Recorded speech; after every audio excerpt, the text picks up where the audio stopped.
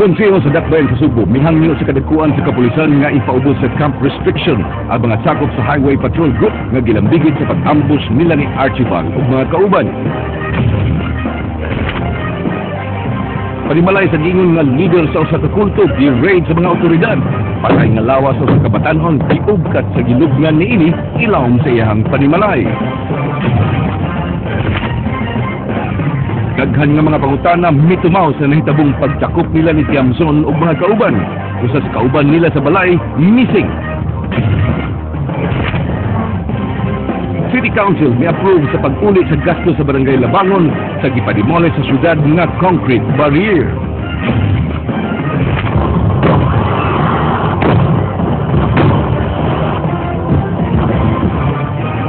Gisaulog ang ika-79 nga pagdunggo sa mga sundalong Amerikano sa Talisay.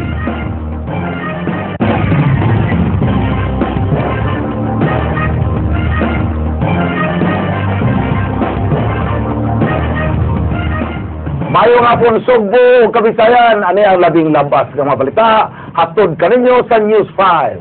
Ako si Frank Manilong. Ihatod na mo ang mas komprehensibong impormasyon. Ako si Georgia Herrera. Sayo nga naukay ang lungsod sa Balamban, human gironda ang panimay sa gikatawong pangu sa gingon nga usa ka kulto.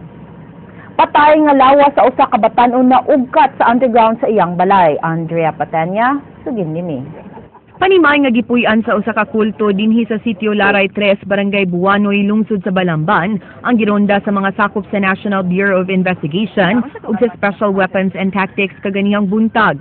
Ang grupo gipanguluhan sa kanhi barangay konsehal sa Buanoy nga si Casiano Legaspino Abduhan alias Tatay Loloy Jr. nagiisip sa iyang mga sakop nga ilang Diyos amahan. Unang midangup ang managtiayong taga-Naga City nga si Terio ug Remedios Repuela sa Kapitolyo aron pagsumbong kabahin sa paglubong sa ilang anak nga si Angelo sa panimay ni Tatay Loloy Jr. Nagpatabang ang pamilyang Repuela kang Tatay Loloy Jr. aron maayo ilang masakitong anak ni atong 2011 apan namatay kini. Lain sab nga midangup sa Kapitolyo ang usa ka inahan human giingong unong katuig nang gipriso iyang anak nga babay sa panimay ni Tatay Loloy Jr. Nakadawat usab og mga taho si Buanoy Barangay Kapitan Clyde Seblos sa pagpangdagmal ug pagpatrabaho sa mga sakop sa maong leader nga way bayad nga naglakip sa mga menor de edad nga giisip nga mga halad. Sigon sa report nga kung nabaw last Tuesday hubog ayo na siya. Tatay doon ang gawas na gabay bahay sa kinan was na direk sa kayong babae kay siguro nga na ko babae nga ilayas na ibunalan ko no ana og red horse butil sa red horse nya bunong Tungod sa maong mga reklamo, nakig-alayon ang Kapitolyo sa NBI ug ni-apply og search warrant nga gi-grant ni Toledo City RTC Executive Judge Hermes Montero. Kining maong tunnel nga gikawto gi-construct sa mga sakop ni Tatay Loloy Jr. mao gituohang gilubngan sa batang si Angelo. Gibanabanang moabot sa 30 feet ang gilaw mo niini. Sigon sa mga taho nga mipasalig si Tatay Loloy Jr. nga banhawon niya ang namatay nga bata sa tuig 2013. Ang pagpangita sa NBI ni nga buhi pa man ang bata kay ang ginikanan nga ingon man nga buhi pa ang iyang anak wa man siyang tugan kay ang ipasalig lang mo kuan man mabuhi man ang iyang anak 2013 mabuhi. Tungod kay gisemento na ang bahin diin gilubong ang bata, gigamitan kini og portable jackhammer.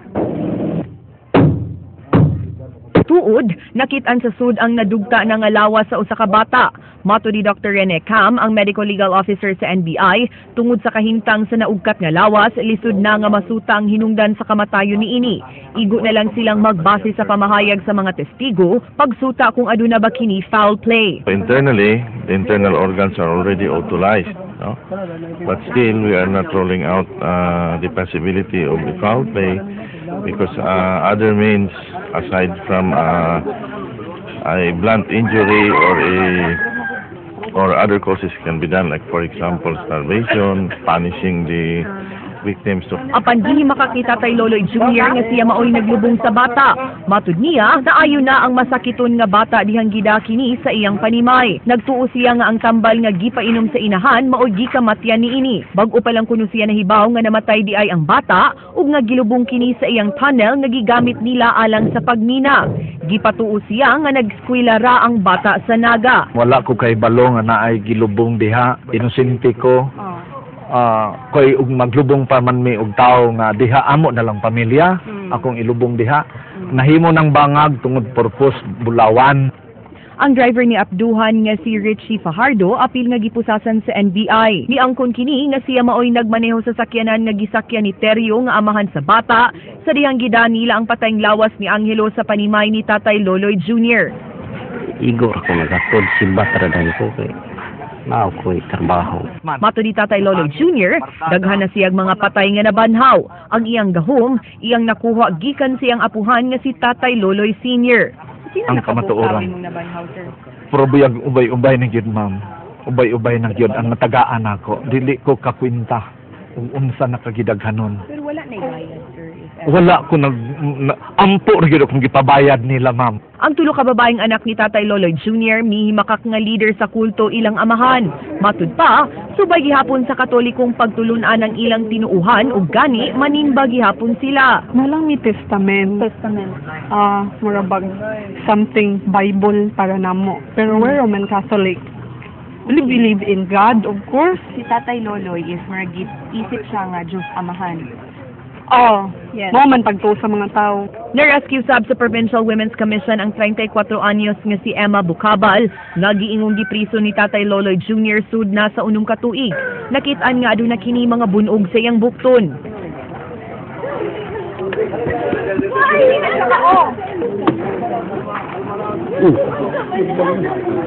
Mitsabaw ang iyang inahan nga si Alicia dihang nakit-an sa unang higayon si Emma sukad sa unong katuig na may biya kini kanila.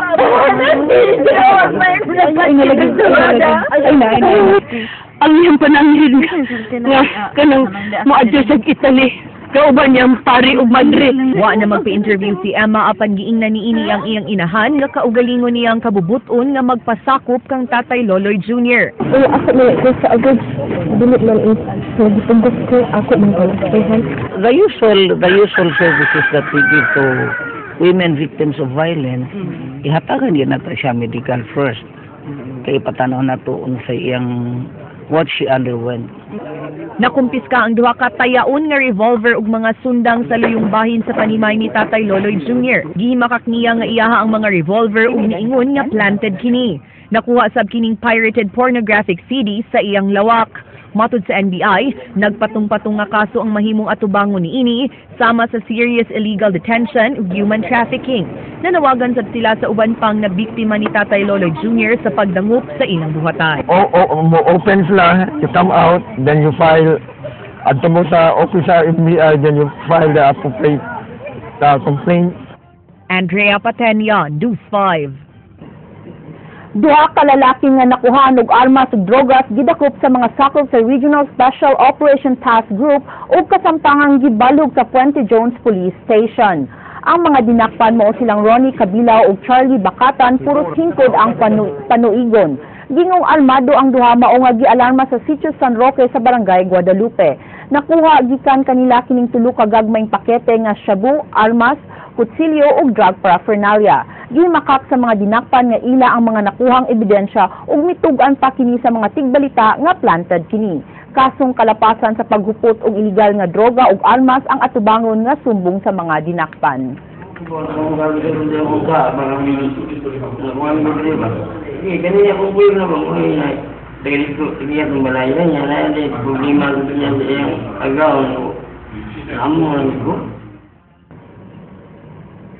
Samaran ang 19 anyos nga lalaki human po sila sa sakop sa kaatbangya nga gang. 16 anyos nga gunman ni angkon nga siya mo'y nipusil kay nanimaw siya human siya kulataha.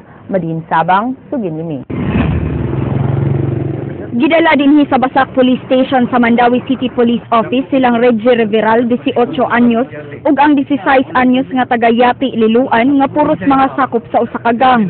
Sila mao'y gitumbok nga namusil ganihang tuwang gabi ni Paulo Alinganga, 19 anyos, nga taga Sitio Lalin, Barangay Hagubiaw, ug sakop sa karibal nga gang sa mga dinakpan.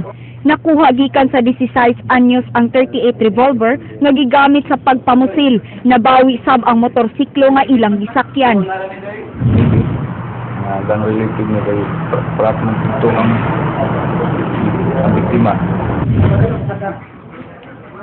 Mitugan ang 16 anyos nga mibaw siya sa grupo sa biktima, human siya kulataha sa miaging adlaw. Huwag ka nagmahal. Makahay man. Kaso na pagmahay, bawa hindi ng pagmahay ba? Duko dong. Asa nag-nagawin. O kaya ako tulungan ulit. Magdapos, maunong yun. Ano gini, mo nung lumaton. Lahat na noon, natagbo naman. Naghilak nga miabot sa police station ang inahan sa Batanon nga nagdala sa birth certificate. Miasoy sab ang 17 anyos nga uyab sa biktima nga samtang nangaon sila balot, kalit lang miabot ang duha ka tawo nga nagmotorsiklo ug namusil. Wala sa may kibawan na ko yan. Unsa nga nung pamusil mi. Kasong murder ang ipasakang sumbong sa 18 anyos nga suspect samtang gi-turn over sa DSWD ang 16 anyos nga miangkong mipusil. Madin Sabang, News 5. Gihangyo sa konseho sa Dakbayan sa Subo si PNP Chief Alan Purisima nga di una pagawson ang tanang sakop sa Regional Highway Patrol Group 7 alang sa camp restriction aron mapaubos sa investigasyon kung unsa ka tinuod ang mga pasangil batok kanila. Gustong masayran sa konseho kung tinuod bagyong nga ilang gipanggamit ang mga nasakmit nilang sakyanan. Matud ni Konsehal Jerry Carillo nga unta ipaubos sa inventory ang tanang sakyanan ug ipabalistic exam ang tanang arma sa HPG. Dugang ni Carillo nga angayang masayran sa mga Subuanon ang kamatuuran ug kung nga angayan bagyod nga ipabili ng ilang buhatan sa Dakbayan sa Subo. Chief Police Purisima to i-confine sa sila pending investigation. We need to know. The people of Cebu needs and deserves to know kung sa'y nahitabuan ni.